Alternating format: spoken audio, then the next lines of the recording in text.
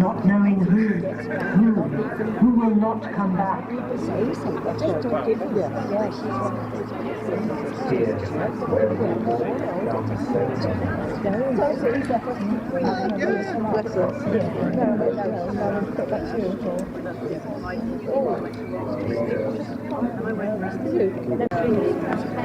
Another 2 hours of jet, you actually have to also skip down straight to and then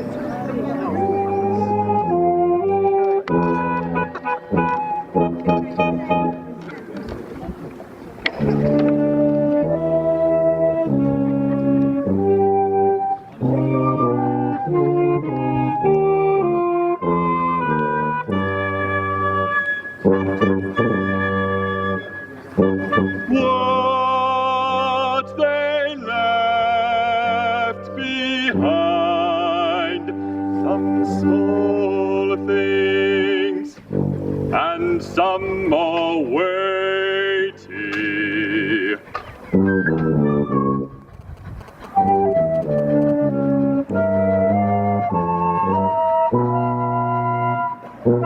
What he left behind,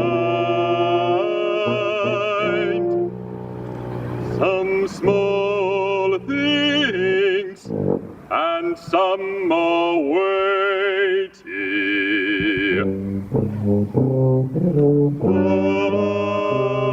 What shall they do with them, their things and their memories?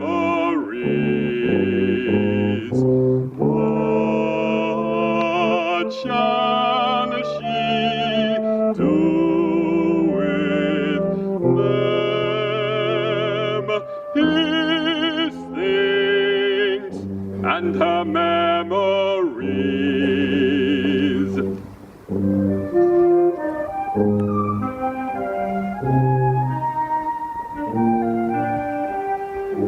Here is Mary, she wears her past heavily. She comes here to be comforted by stone and bells. What he left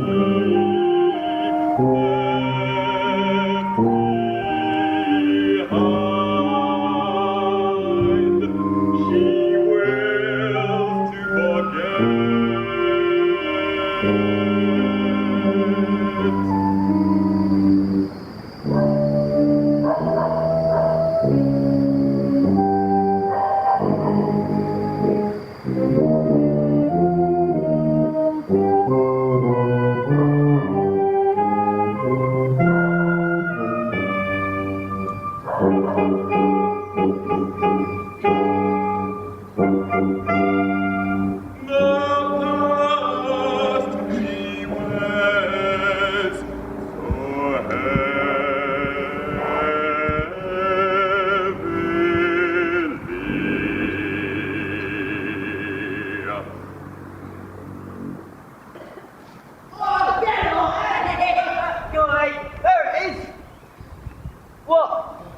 The War Memorial. Oh, right. Can't say any names, Harry. Mum said they'd be here. Well, she was wrong. Oh, come on. Never mind, Harry. Let's go back down and play Xbox, yeah? But we agreed to do his homework down here. Oh, mate, we've done it. See the memorial?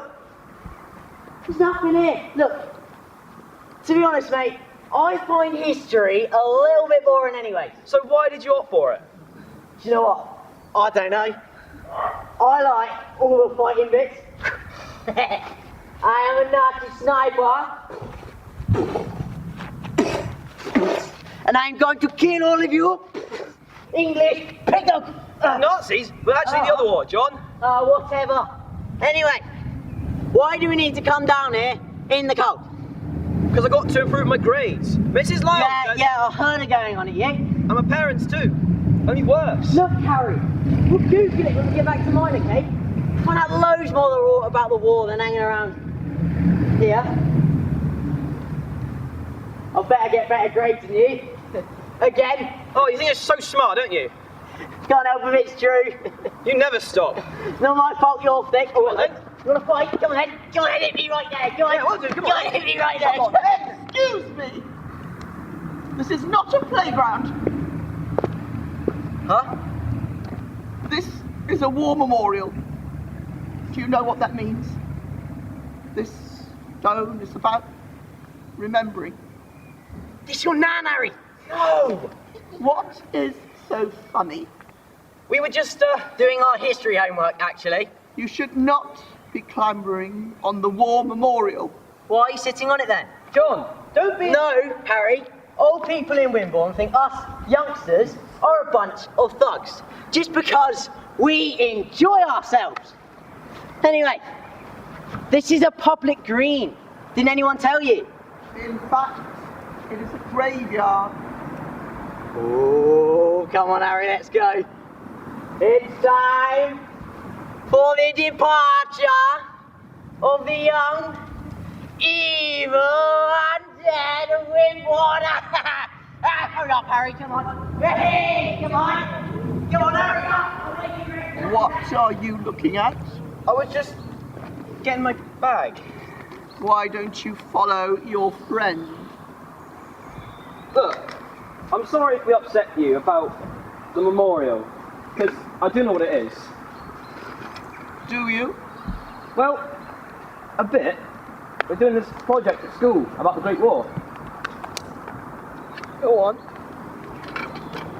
Well, my nan died a few months ago, and we've been going through some of her old things. They belong to my great-grandfather. He had 4 sons who wanted to fight. Angel, they were called. Angel. I thought their name might be on the memorial, but I can't seem to see them. They'll be in the Minster. There's a book and there's a plaque. Thanks, I'll just go and, Wait, it's closed now. Wait, may I see these things? Sure.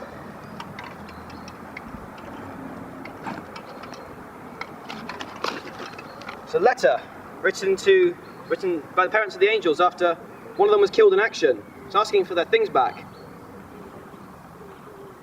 So we shall forget the quicker. So we shall forget the quicker.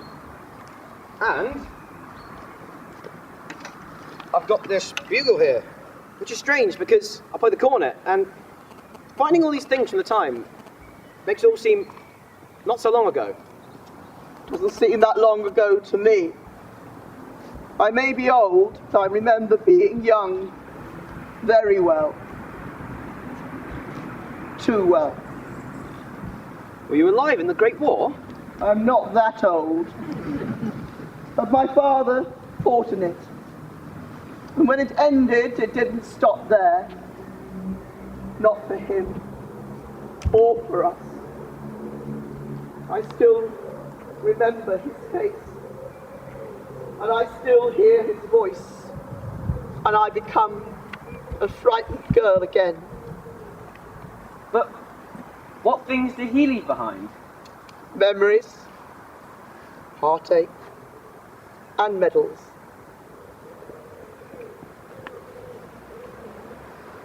Are you brave, Harry?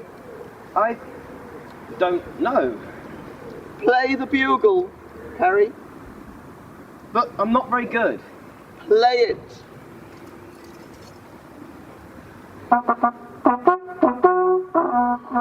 Sorry, like I said, I'm not very good. They're coming. They're coming. Who's coming? They're coming. They're coming, Harry.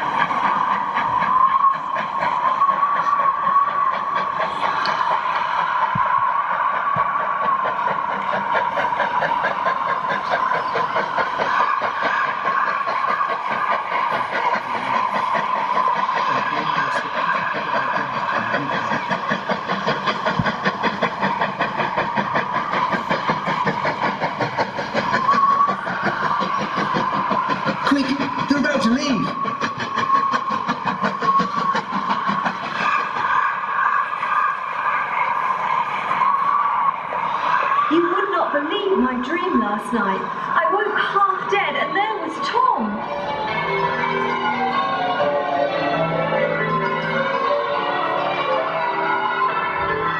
This is the eve.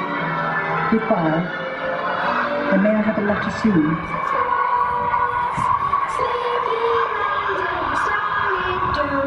Boys will dream of the folks back home. I have decided, and there's nothing you can say. I will go.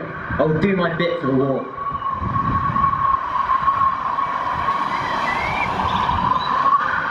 Dear Nurse Coggin, thank you with all my heart for your kindness.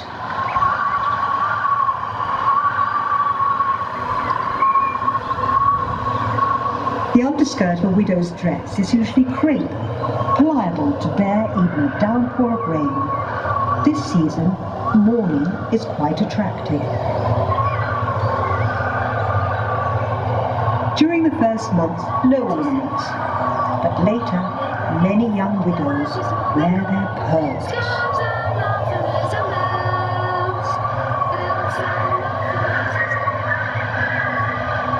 The subjects of the Reverend's talk will be the call to service, struggle, the strength, the advance, the victory.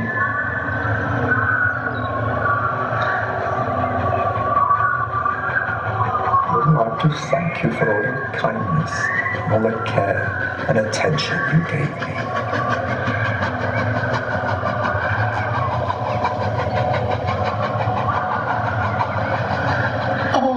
He was indeed a dear and loving son and brother, and this world will never be the same to us again.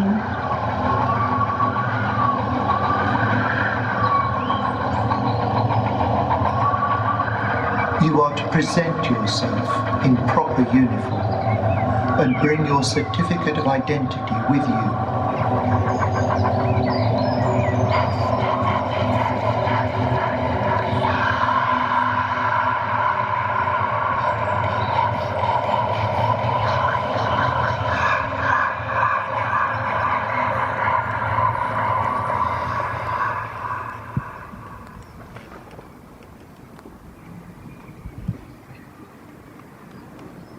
Ring the bell.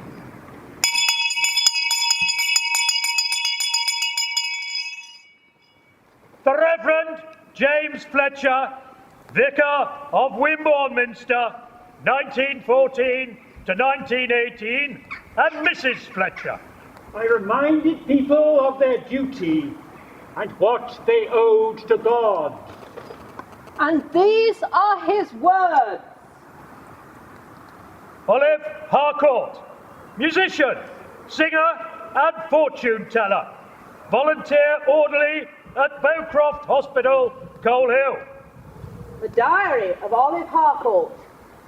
I tried to be faithful to what I heard, saw and felt. Gertrude Coggin, piano teacher in Wimborne and auxiliary nurse at the same hospital. My album with mementos of the wounded soldiers who came to Wimborne. When I look inside, I remember who they were. Lady Cordelia Hannam, owner of Dean's Court, led the war effort in Wimborne with her daughter, Maud, and children from the school. We stepped across the barriers of class and showed people the way forward. We learned to knit and grow vegetables. Thomas Coles and family, ironmongers in the High Street. We all had to make changes, even as shopkeepers. not least to our gardens. And I grew up. The Angel family of Hillbutt, agricultural labourers. 4 of our sons went to fight for their country. Frederick, George, John, and then it was Harry's turn. Harry Angel, that's you. Come on, boy, march away. Me? Be brave, Harry. Be brave, Harry. Be brave, Harry. Be brave, Harry. Be brave, Harry. Be brave, Harry. Be brave, Harry. Be brave. Harry, be brave. Be brave, Harry. John Cutler, age 17, Harry's best friend. Harry! John? Harry! Wait for me. I'll come with you. John!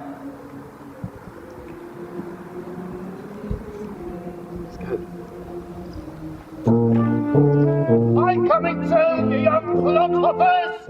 Watch your step! Bye, Harry.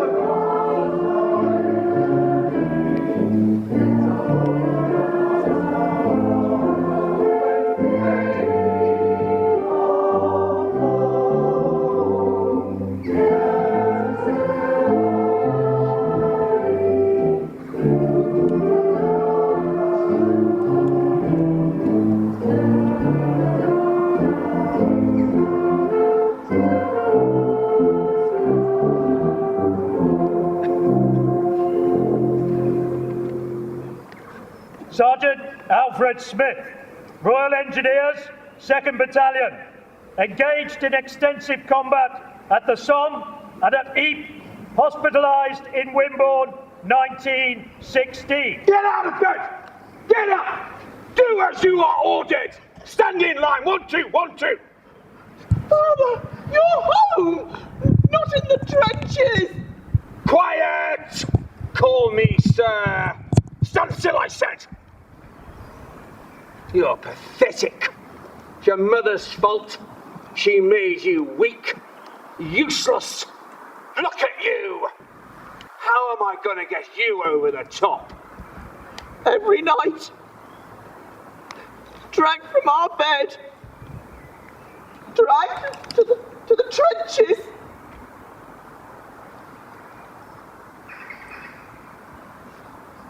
Never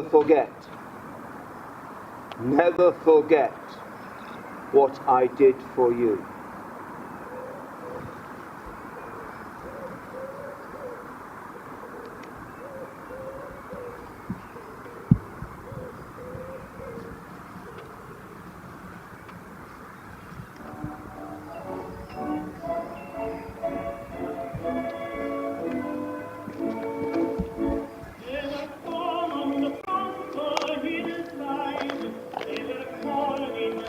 Now then, my loyal subjects of His Majesty, you are to be divided into 3 groups according to the colour of the badges you're wearing.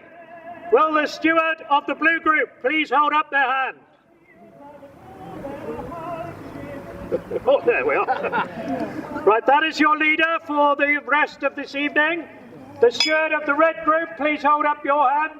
There we are. Here we are. So the red group will be with this gentleman. And the green group, steward. Over here. Good. So people with the green badges, please gravitate towards him. The red, over here. Once more. It's a long way to Tipperary. It's a long way to go. It's a long way to Tipperary, to the sweetest girl I know. Goodbye, Piccadilly. Farewell, Leicester Square. It's a long, long way to Tipperary, but my heart's right there. Jolly good, well done. There will be more of this painful antics later.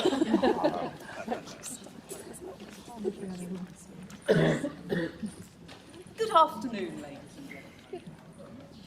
The Reverend Fletcher and I are so pleased that so many of you have been able to come here today to wave the boys off, the latest recruits, that is. As a mother, I know how much it means to them. And to us, of course. So, please cheer loudly and wave your flags as they come marching through to let them know how proud we are. Now, shall we have a practice? On 3. 1, 2, 3. Hooray! I can't hear you. Let's have another go. Hooray! Late if we're not careful. Where's Harry? Are we too late, Mrs. Fletcher? No, not at all, Mr. Angel. Ma'am? Is this one of your sons? No, ma'am. It's Monty Rendell, back from the front. Family friend. Montague? Goodness, I didn't recognise you. Is it? How brave of you to come. Wanted to see my make-off. Yeah, my Harry. Well, my husband will be so pleased to see you. I'll just let him know.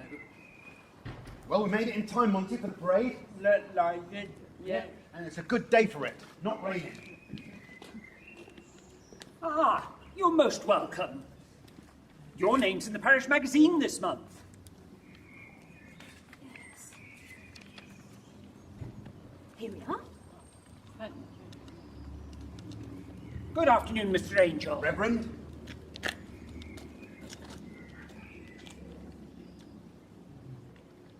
The Angels are sending their 4th son off to do his duty today, in spite of the loss of their son, James. John? 7th of August, 1915. Gallipoli. And how is Mrs. Angel? She's worrying about our Harry heading off today to France. The Lord will protect you, Mr. Angel. Will you, Reverend? Yours is an exceptional family. True patriots. I didn't make them go, Ma'am. It was their decision. And some of us older ones are beginning to wonder now. This war has been going on for 2 years with no sign of victory in sight. Is it all worth it, Reverend? Of course it is. Do not forget, Mr. Angel, the Almighty is on our side and will not forsake us. I didn't see him on the battlefield. I think I hear them coming. I think I hear them coming. Flags at the ready, everybody. Big cheer. Here they are.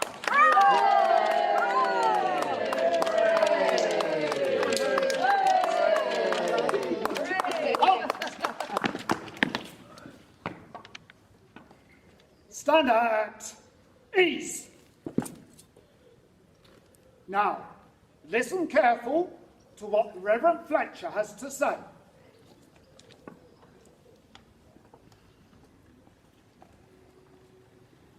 I would like to begin with these striking words of Admiral Beatty. Surely the Almighty God does not intend this war to be just a hideous fracas, a drunken orgy. There must be purpose and improvement poured out of it. Because through God's mercy, our hands are clean in this war. He has entrusted us with this righteous cause, and in humble submission to his will, we pray for a decisive victory. Amen. Amen.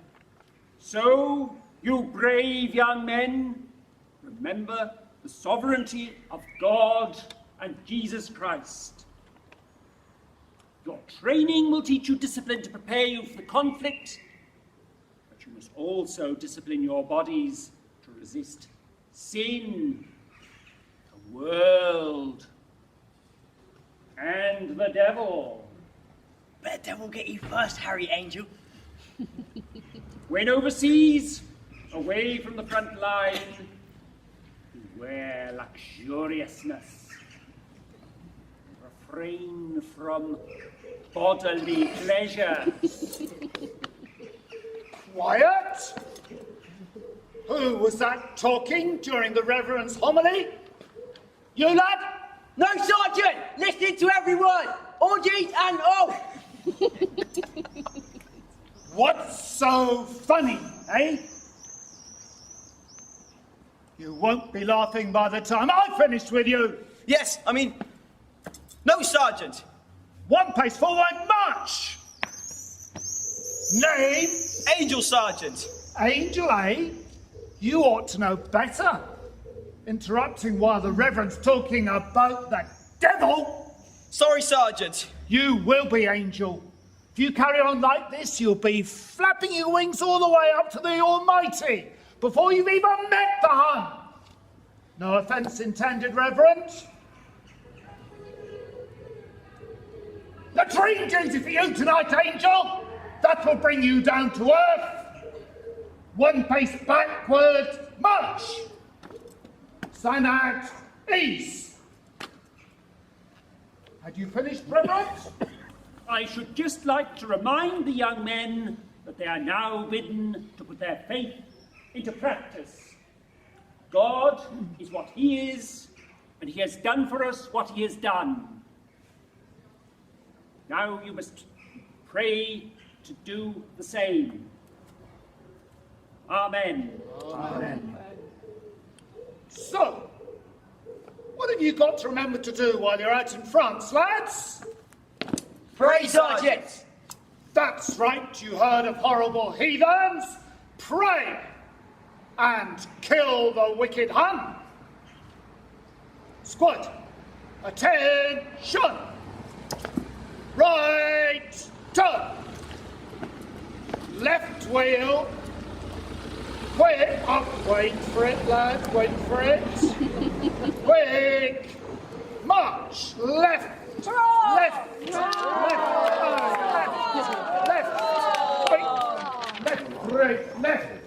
left. Inspiring as ever, my dear.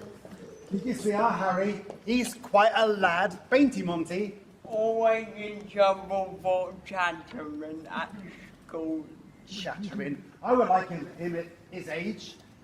When you think about it, though, why do these young lads need to hear all this blabbering about hellfire and damnation when they're marching off to fight?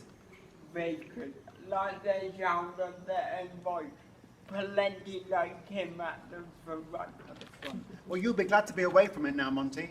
At least it means I won't have to go back. Let's hope our Harry keeps his head down. Yeah. Shall we go?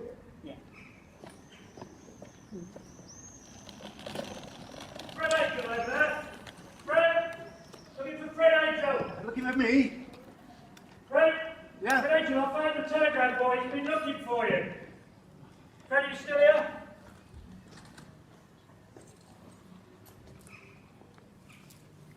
Hi, Fred.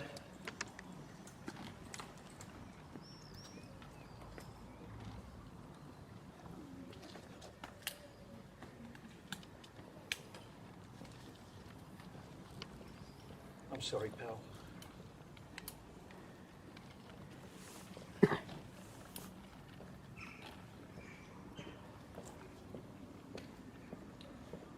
Though your heart may ache a while, never mind. Though your face may lose its smile, never mind. For there's sunshine after rain, and there's gladness after pain. You'll be happy once again, never mind. If the sergeant steals your rum, never mind. If the sergeant steals your rum, never mind. For he's just a drunken sot. Let him have the bloody lot. If the sergeant steals your rum, never mind. Oh, never mind. When old Jerry shells that trench, never mind. When old Jerry shells the trench, never mind.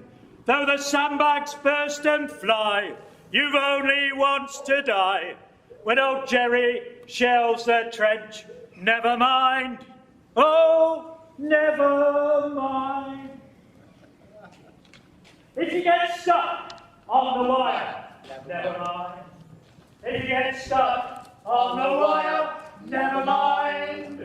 For you'll be stuck there all day. The army thinks you're dead and they'll stop your pay.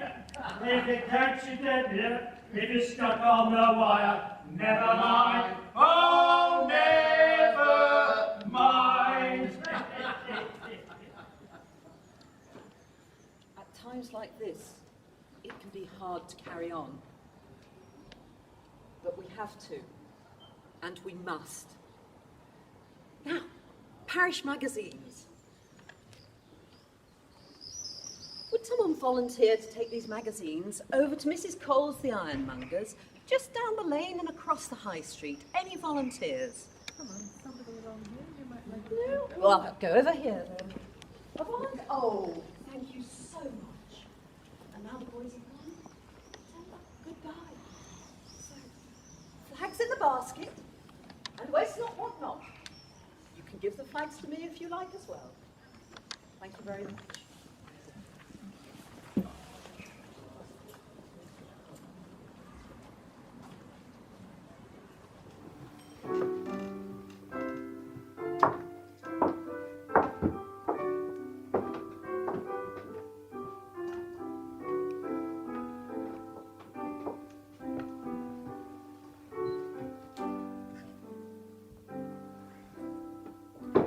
Someone brought the parish magazines from Mrs. Fletcher. Thank you.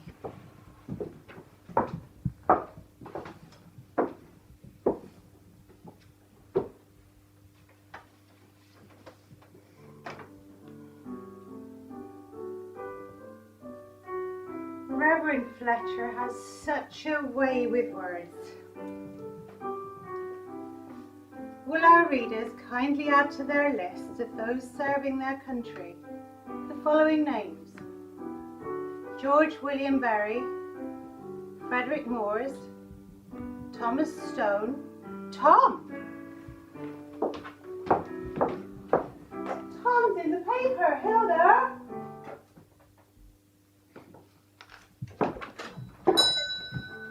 Good afternoon, Miss Coggin. Hello, Mrs. Coles. Oh, listen to how Hilda's coming on. We only began that piece just before I started up at Bowcroft a month ago. She's obviously practicing well. Every day. She loves practicing. Says it makes her feel brighter. Oh, good. How are you getting on at the hospital? Oh, I'm sure I shall get used to it. It must be so hard. All those poor lads. Another one was wheeled past just this morning. Lost both legs from what I could make out. We must learn to stay strong. Yes, I'll call Hilda. Hilda, come and see who's here. Where do you always find such lovely flowers? Oh, they're from our garden. Beautiful, aren't they? Mr. Coles is very proud of his blooms. He's down there now with Lady Hannah, meeting about a new government instruction. Goodness, what's it about? He wouldn't tell me, but as long as I still have my flowers, I don't mind. Miss Coggin, I've missed you! Oh, and I've missed you too. But I'm very impressed by your playing. Well done, Hilda. Thank you. Have you come to arrange when we can start our lessons again? Oh, not yet, I'm afraid. I think the new hospital will be needing my help for some time to come. What do you do up there? I'm an auxiliary nurse. What does auxiliary mean? Oh, it's learning to do all sorts of things, from helping doctors clean wounds to, well, just sitting beside someone, holding his hand for a bit of comfort. We're learning first aid at Guides. I should like to work at the hospital too. But I talked to my friend Emily Cuff yesterday. She's 17. And she was telling me all about what they do at the munitions factory at Halton Heath. And I should like to work there too. Don't be silly, Hilda. I'm not being silly, Mother. Girls are needed too, aren't they, Miss Coggin? Everyone has to play a part, Hilda, yes. But she's so young still. Besides, I need her to help in the shop, especially now young Tom's been conscripted. Miss Coggin, mean, the poor wounded soldiers. Do they all Get better? Yes. Oh, some. Many. And then they leave. Oh, which reminds me why I'm here. Would you by any chance sell albums? Yes, we do. Why do you want one, Miss Coggin? Tom's sister had one at school, but I wasn't sure what it was for. Enough questions, Hilda. You're wearing Miss Coggin out. The albums are in the stationery cupboard next door. Go and fetch one. It will be hard for you without young Tom to do the heavy work. Oh, yes, indeed. Yes, and I wish he hadn't gone too. I miss having him around the shop. He's very funny. One time, he put me in the wheelbarrow and wheeled me all around. We laughed and we... Hilda! Hearing her little voice reminds me how much I miss my lessons with her. She's a good girl, apart from the endless questions. Probably from being cooped up here in the shop too much. When she's not practicing the piano, Hilda's happy as herring about the woods. She's searching out stones and moss to add to her collections. Beautiful. Yes. Good afternoon, Mrs. Angel. Hello, Mrs. Angel. Down to see your Harry off in the corn market. Oh, no. My husband's gone. I couldn't bear it. Not after John.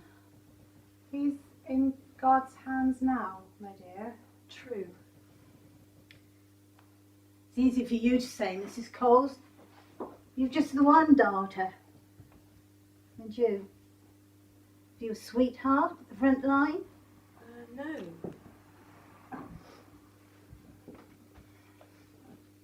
I need to plant some beans. Have you any in stock? Yes, we've a variety of runners out the back, Mrs. Angel. Why don't you go ahead and choose which you want? I shall be with you in a moment.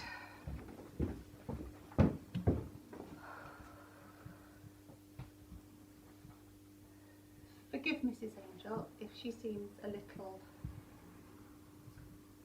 She's a good soul. Harry, who's off to the front today, he's her fourth. 4 young angels gone to fight. How many will come home? Perhaps Mrs. Angel is right.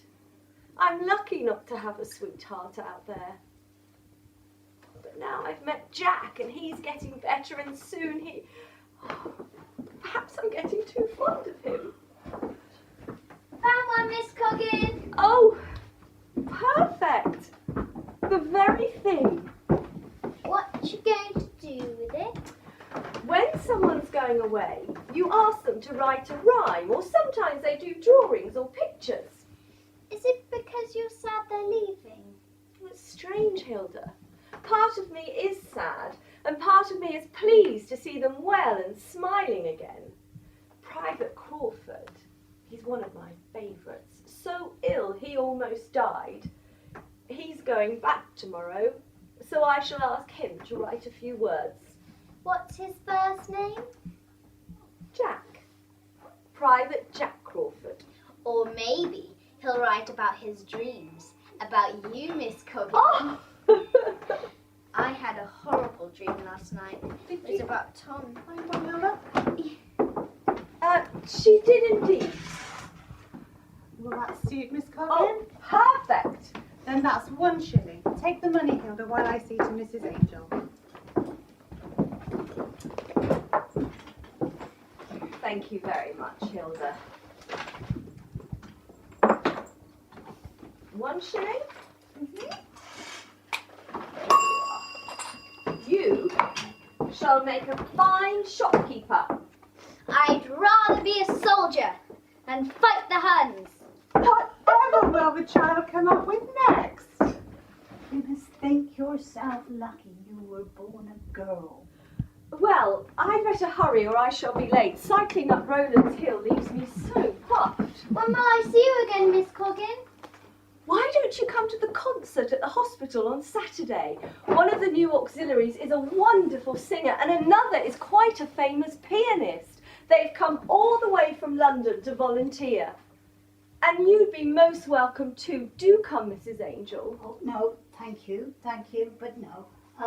Not with the little one still at home. Oh, Amelia, what are you doing here? Mother, come quick. The telegram boy, he came to the house. I sent him down the call marker because I thought it would be best. He gave it to Father, and I saw the men marching away with our Harry, and Father was looking so.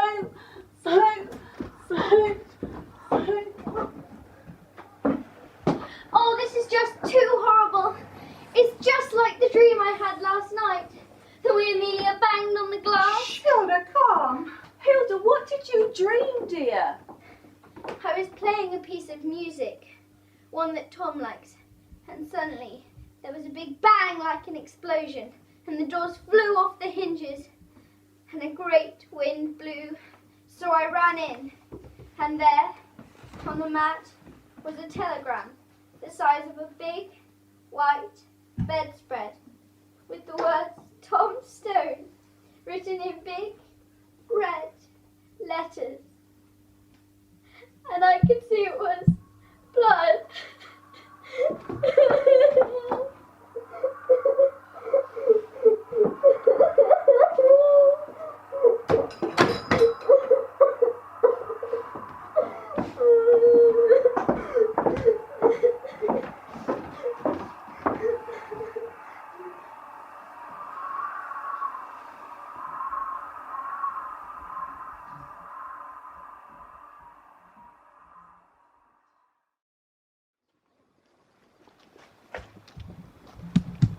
Now, dears, welcome to my garden. But I'll get straight to the point because we're all hard-working people busy trying to make a living here in Wimborne. What with the war on and powers that be wanting every bit of scrap metal they can lay their hands on to turn it into guns, that ain't easy being an ironmonger, I can tell you. Oh, but I'm not grumbling, right? I'm just stating the facts. Now, we have two very distinguished visitors today. Lady Cordelia Annam and her daughter Maud have come with some school children. Now, Lady Cordelia can be very particular, so you make sure you mind your P's and Q's. Right, now if you'll follow me, I'll lead you up the garden path.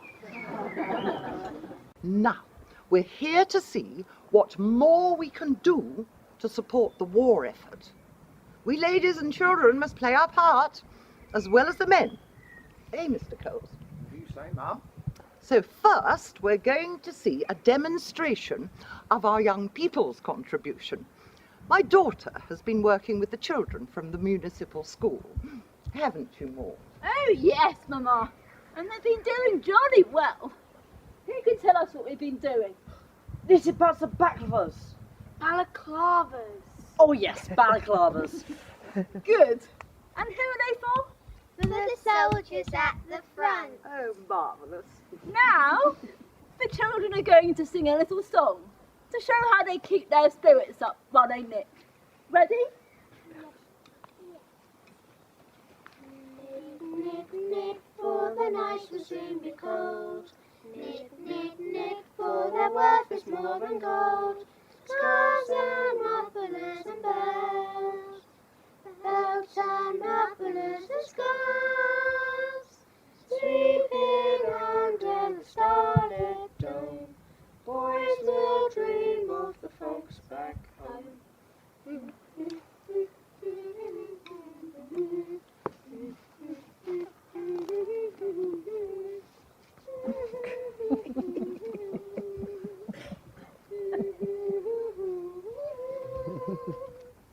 Sleeping under the starlit dome, boys will dream of the folks back home.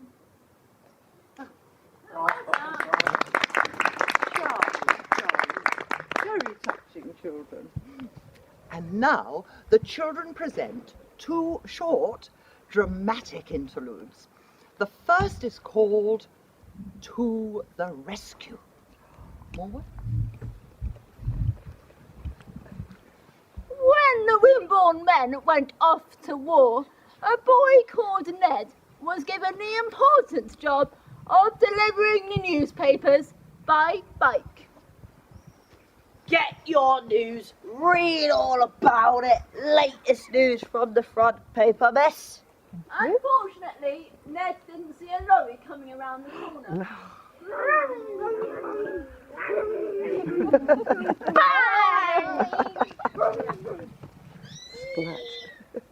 Fortunately, some brave girls were passing by.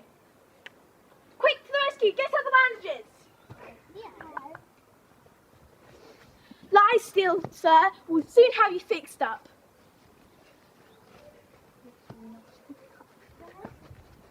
Good job we went on that first aid course, eh? Not her.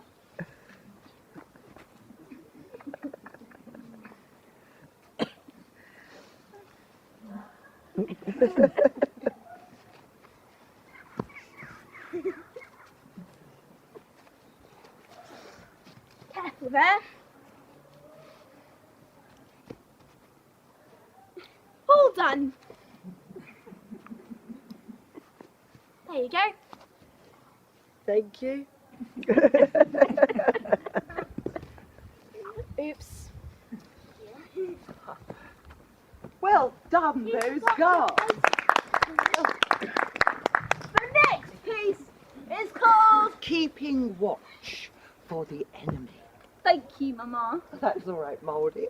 She always has to be the centre of attention. What was that, Maud? Nothing, Mama. One day, Mr. Winston Churchill asked all the boys and girls to go into the woods to collect conkers for the war effort. Just a moment, children. Lady Annam's problem here. Yes, Mr. Cole. Well, it's this tree. Yes, Mr. Cole. Well, it ain't a horse chestnut. It's a walnut tree, ma'am. Poetic license, Mr. Cole. Begging your pardon, ma'am. I'm sure the audience will be willing to use your imagination, won't you? Oh, thank you. Splendid. Please proceed, Maud. It don't even look like horse chestnut. Mr. Cole, thank you for your arboricultural wisdom, but we are under time constraints. Please proceed, children. Right, teaching the children the wrong things. Carry on collecting conkers, everyone. Emily, it's your line. What does Mr. Churchill want all these conkers for? It's top secret. I heard it's for the munitions factory in Holton Heath. My big sister works there. She loves it, even though they work long hours. Mine too, and she's got a yellow face, just like a canary! I've just seen a very suspicious looking character. Look! By George, you're right. He does look very suspicious. Quick, let's hide!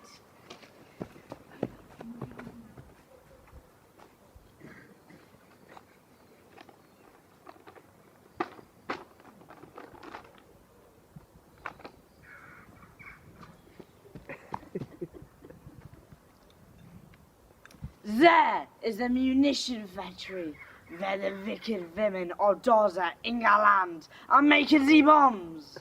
I must stop them. If I'm not mistaken, he's a fiendish German spy. How ghastly! Come on, we must arrest him. Wait! Don't you remember what you were told? We must go to the police station and report suspicious sightings there. Come on, girls, no time to lose. Soon, one of the new women police officers arrived. Not that soon. Quick! There he is!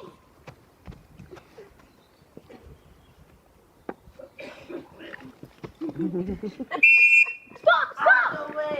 Out of the way! Excuse me. Excuse me. Out of the way!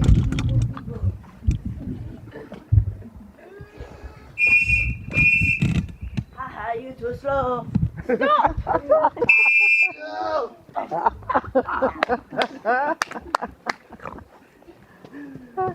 You're under arrest. For espionage. For what? Spying. Come on. You will never defeat the glorious Kaiser Willy. Oh yes, we will. Well done.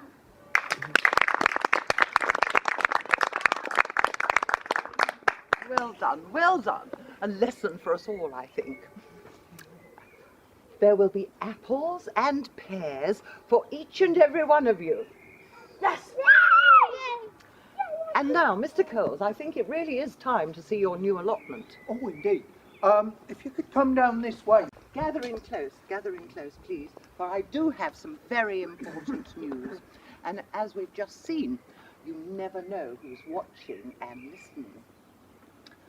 Now, I have received a new directive from His Majesty's government, which requires all of us, yes, all of us, to turn over our flower beds for the growing of fruit and vegetables. Excuse me, Lady Annam. As you can see, we here at Priest's House are leading the way.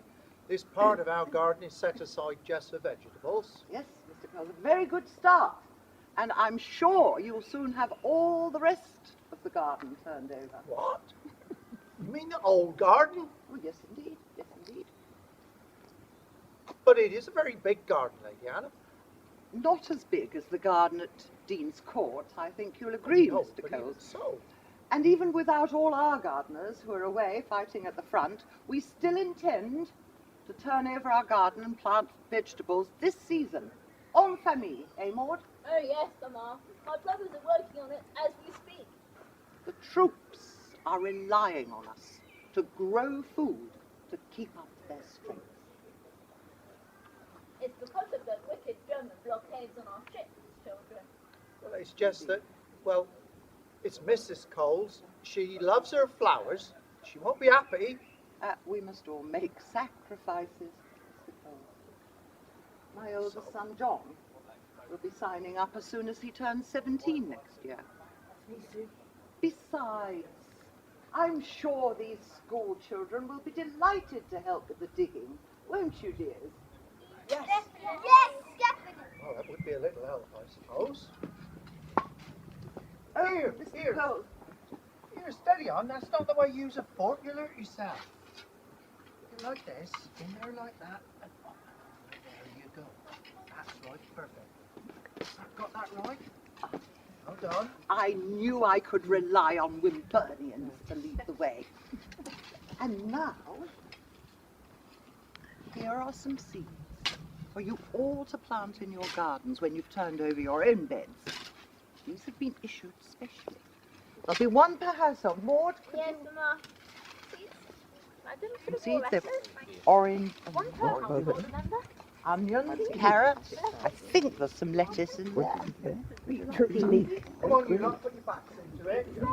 Any more over there? Somebody like Hang on now. do take some and pass some behind you. Sit back and smile. Smile, smile. Come on, you lot. The part to light your fag. Smile, boys, that's the style. What's the use of worrying? It never was worthwhile. So, pack up your own. And smile, smile, smile. How come you go, Lucifer, Lucifer? Smile, smile. I stepping out the trench. Corporal, see Corporal, lying there, hit by a whiz-bang. Corporal, shoulder gone, blown away. What's the use of worrying? Looks at me, says, "Go on, Alfie, get the bastards." I can't be in trouble. Yes, Corp, I says, and bugger off fast as I could. What's the use of worrying? It's a long way to go. Go. No! There's bullets everywhere. Gun smoke too. I hear someone being hit by a bullet. Hearing groan go down, down. Running fast, zigzag. Thinking, go. Gotta get forward. No. Keep my head down. There's a bullet coming any second. Oh, what's the use of never? Smile, never. Father, Never. stop it! Stop talking about this. It's not suitable for the children. Father, listen. I am your child. We are children, Father. Children, not soldiers. Long way to nurse.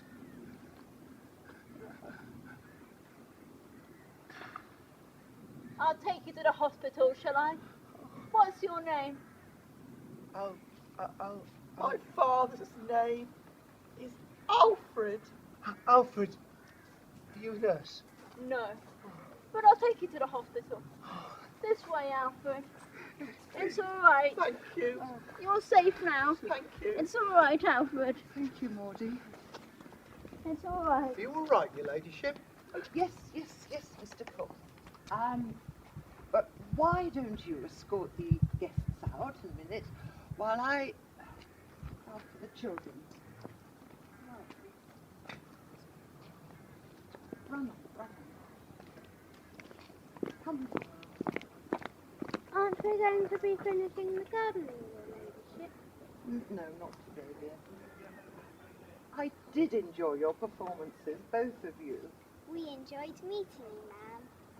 What are your names, dear? Ethel Loader, ma'am. Emily Kate Angel. Angel? Harry's little sister. And you look like an angel, too. Thank you, ma'am. Come on.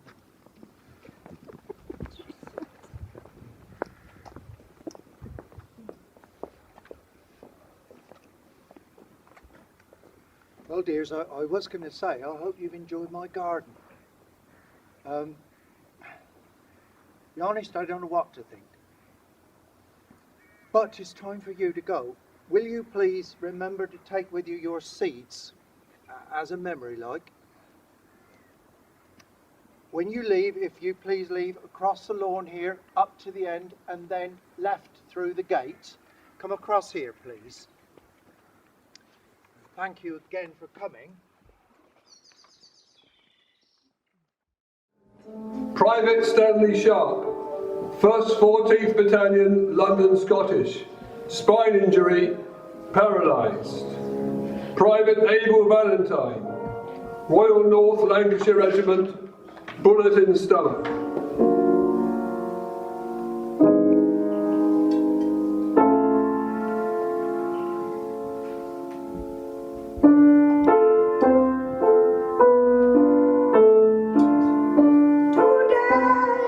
Waited on a man, jolly but tiring, tiring.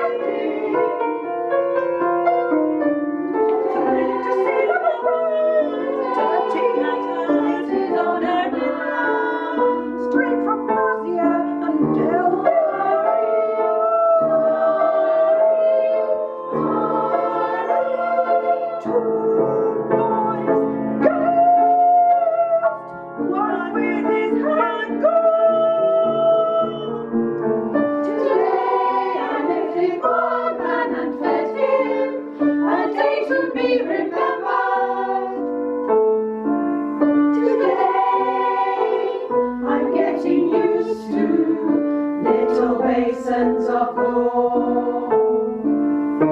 As when having so weary, I says one shot in the child, friend I with my friend below, friend today I lifted forward faith, oh beautiful spirit remain, let us find that beautiful spirit remain, let us find that beautiful spirit remain, let us find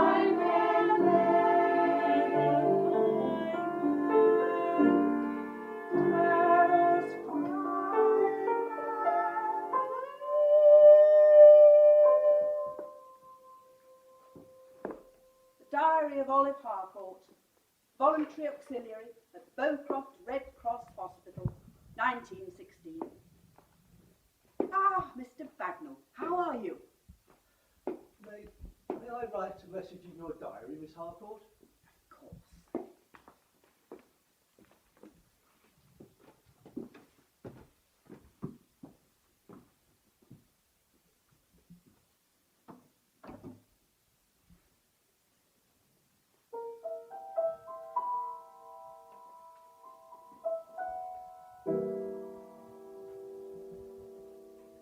Time, with its everlasting broom, sweeps everything away,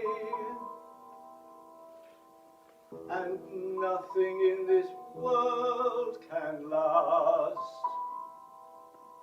but for a fleeting day. DMS Bagnall, 1st, 5th, North Staffordshire Regiment. Bagnall! Sorry! But we're all waiting to start the concert party! Hurry up, Samson! Coming. It must be with pleasure from head to toe. Oh, nurse, I'm in pain. Bring me some milk and rub me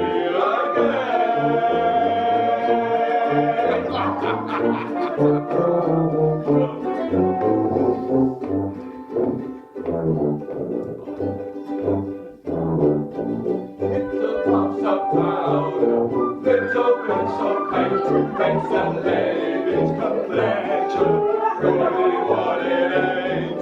Little puffs of powder, little bits of paint, makes the lady's complexion really what it ain't. Oh, tell us a joke. Come on, you joke. I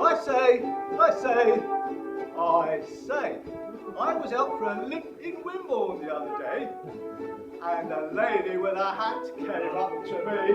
Yes. Oh, yes. No, not that sort of a lady. She was very old and so posh, she'd got a fox around her neck. And she said to me, she said, "Was you wounded in Belgium or in France?" And I said to her, "No, madam, I was wounded in the arm and in the leg."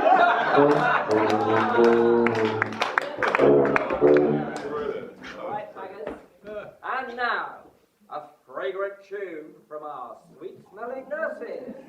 A road of no man's land. There's a rose that grows on no man's land, and it's wonderful to see.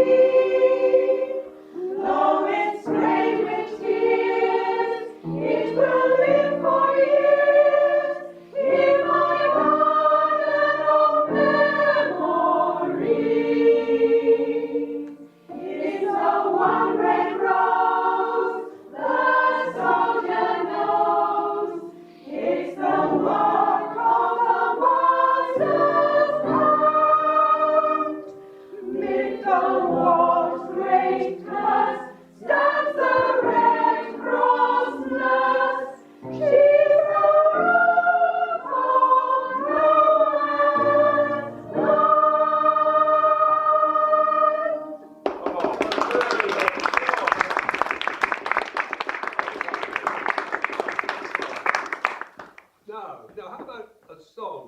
brave Sergeant Boron, TCM. I don't think so. No, definitely not. Yeah. How about sad little eyes so full of tears, what have you done with your... I'm sorry, I can't. Come on, Sergeant Bowen, tell your story.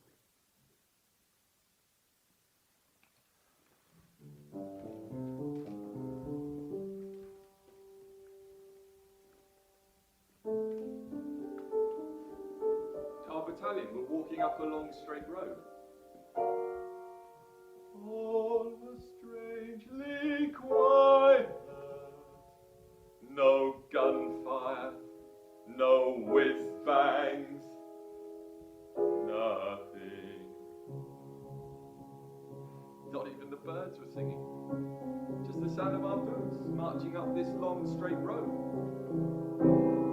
Finally, we came to a bridge approaching an old town.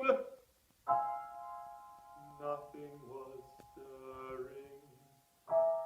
The whole place deserted. We were hoping to find food, so we set foot on the bridge. And then this young girl ran towards us. I remember her long plaits, how they flew out, how she looked like my sister, how she opened her mouth. Oh, how she opened her mouth and called over the still air.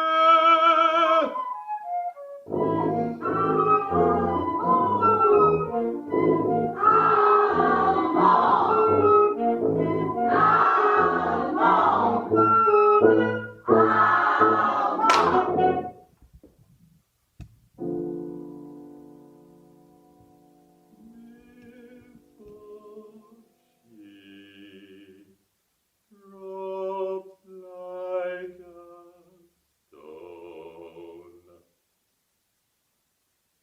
Before she dropped like a stone and lay dead. We turned and ran. We ran away from the German ambush.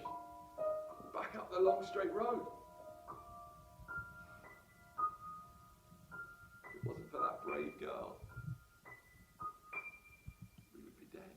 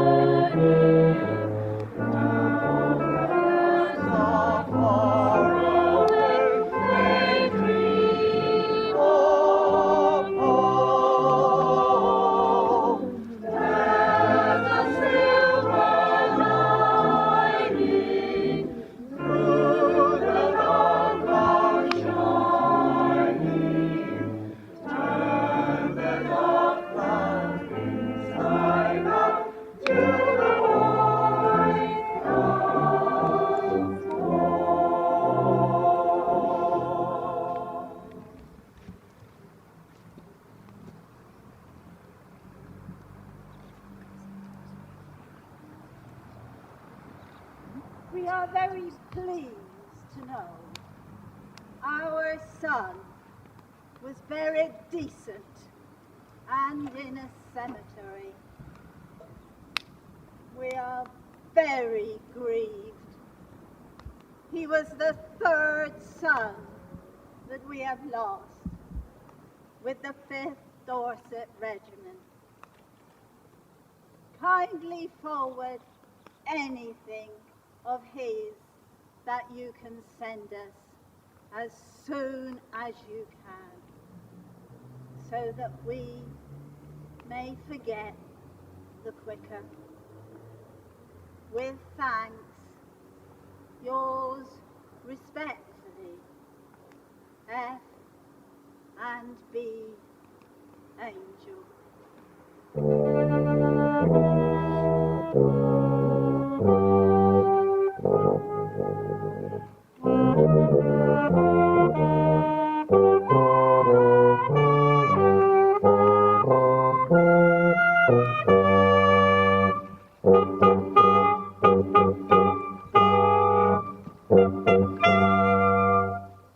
John Angel, 5th Dorset, killed in action 7th of August 1915 at Gallipoli. George Angel, 5th Dorset, survived bullet wound at Gallipoli, died of wounds 27th of September 1916 at the Somme.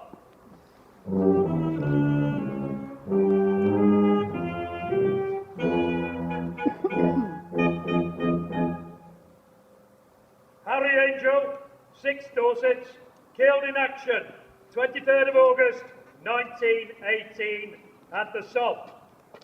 Frederick Angel, Royal Garrison Artillery and Royal Engineers, survived the war.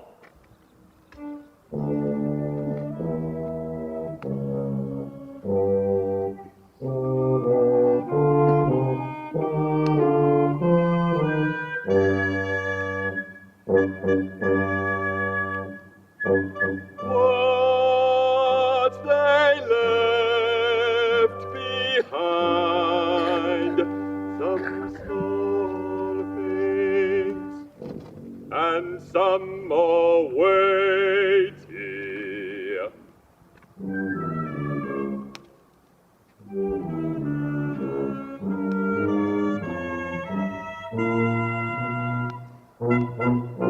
What she left behind, some small things, and some more weighty.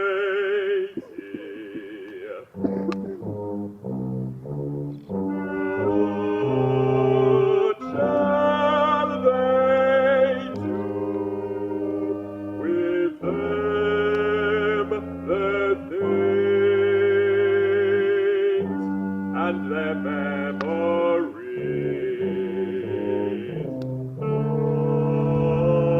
What shall she do with them,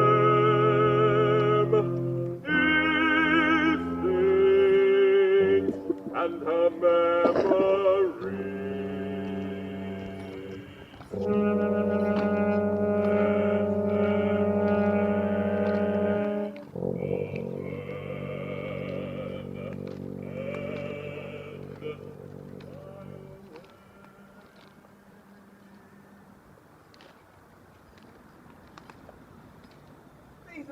too, Harry.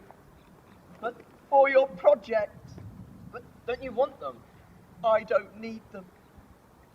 For all his faults, he was a good soldier. Comrade. I know that now.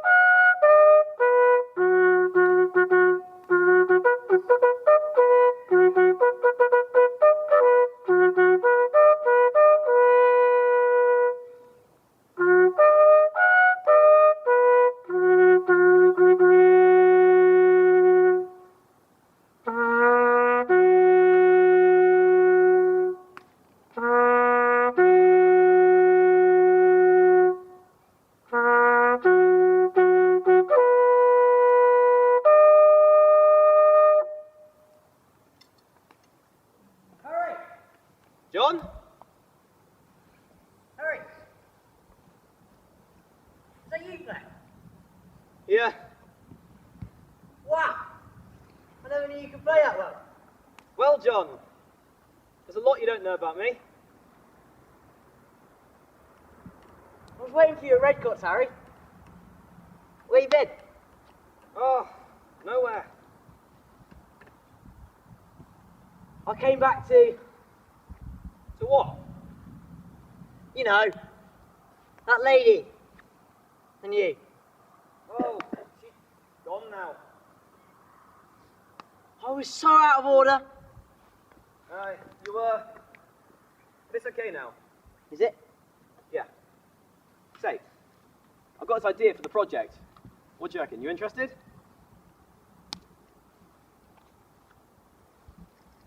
Yeah? Okay. All right, come on then. So, what is it? So, you know my ancestry? No. Well, basically, I have my great-grandfather, his son, coincidentally with the same name, Harry, fought in the Great War. Right. He was set off just over there.